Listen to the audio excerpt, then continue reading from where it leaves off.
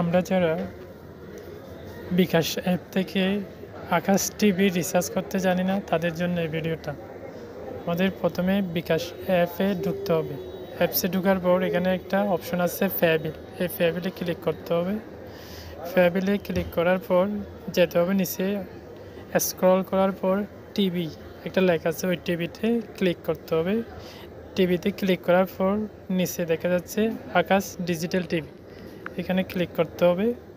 এখানে ক্লিক করার পর উপরে লেখা আছে আকাশ ডিজিটাল টিভির আইডি নাম্বার, এখানে আইডি নাম্বার দিতে হবে। যে আপনি যে আকাশ চ্যানেলটি চালু করেছেন ওখানে একটা ডিজিটাল আইডি নাম্বার আছে, ওইটা দিতে হবে।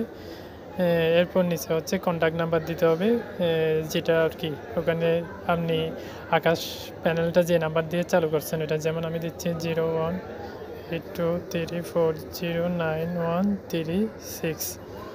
আর এখানে আমি 018234091336 এখানে দিতে হবে আপনার আকাশ ডিজিটাল নাম্বারটা 41173048 41173048। এরপর নিচে দিতে হবে ফ্যাবিল করতে গিয়ে যান, এখানে ক্লিক করতে হবে।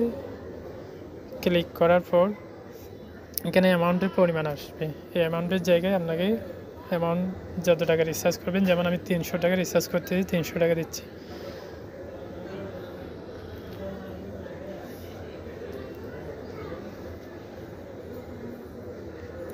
এই যে আপনার লেখা আছে, আমি দিলাম।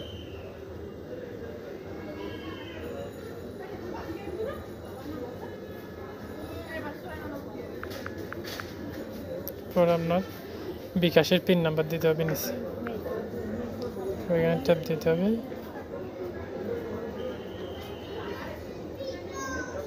আপনার রিচার্জ এখন সফল হয়েছে।